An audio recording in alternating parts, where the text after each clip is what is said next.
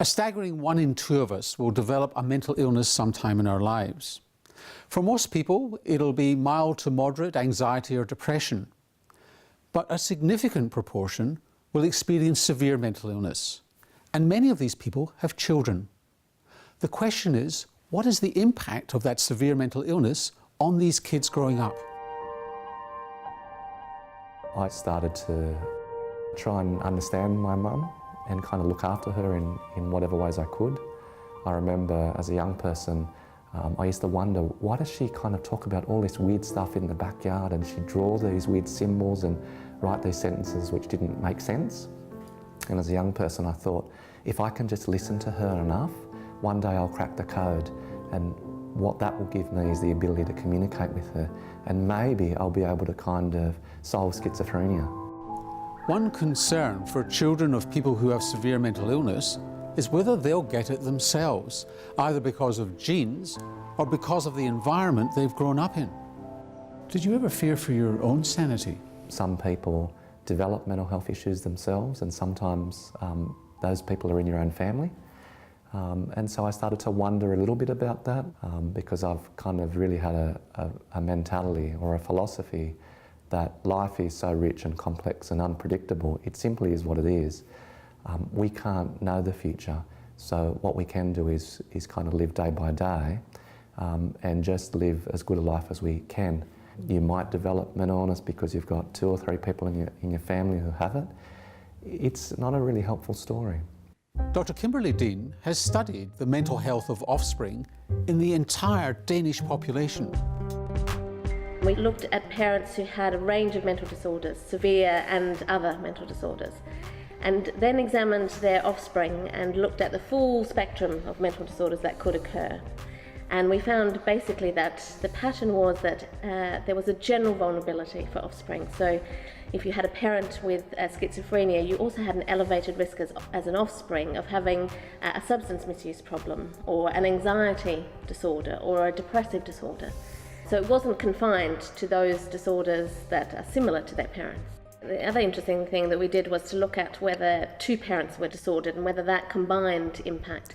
And that was really noticeable across offspring disorders. If you had 2 disordered parents, whatever they had, the risk for offspring was very high. So parents, if you had 2 parents with a severe mental illness like bipolar or schizophrenia, which is obviously rare in a population, but that combination, offspring had a 13 times elevated risk of schizophrenia, but they also had an 8 times elevated risk of substance misuse, which you wouldn't normally consider to be genetically or environmentally directly linked.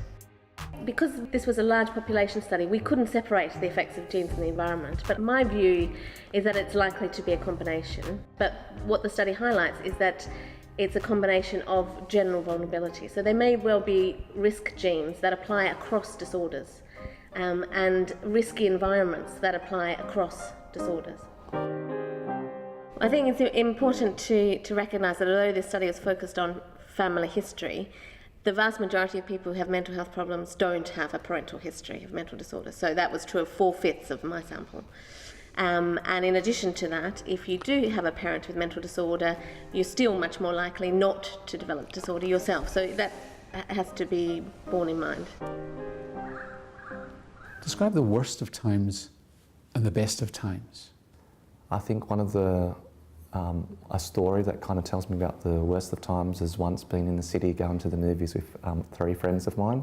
We're at Pizza Hut having all-you-can-eat pizza, trying to outdo each other, and all of a sudden there was this commotion and people were kind of looking over towards the entrance, and a manager was trying to usher out this woman, and there was this screaming and shouting and people were kind of all looking over, and one of my friends said, "That's your mum."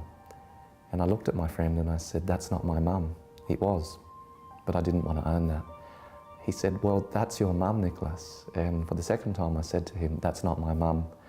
I went home that night and I reflected on that, and I was really quite tearful and sad about that, because in some sense I tried to disown my own mum, but for good reason.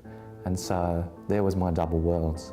The world of just wanting to be a normal kid growing up doing normal things, but the harsh reality that mental illness was actually in our family, and mum was different, and that actually certainly affected us in many, many different ways.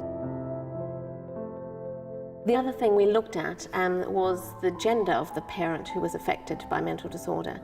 And we expected mothers to have a greater impact, just because you're more likely perhaps to be exposed more to a mother when you're growing up than a father. And so if there's any environmental effect, we thought that would be more the case for disordered mothers. But we didn't find any difference in the vast majority of cases. So it didn't appear to matter whether it was your father who was mentally disordered or your mother. People talk about the need for services for people with mental illness.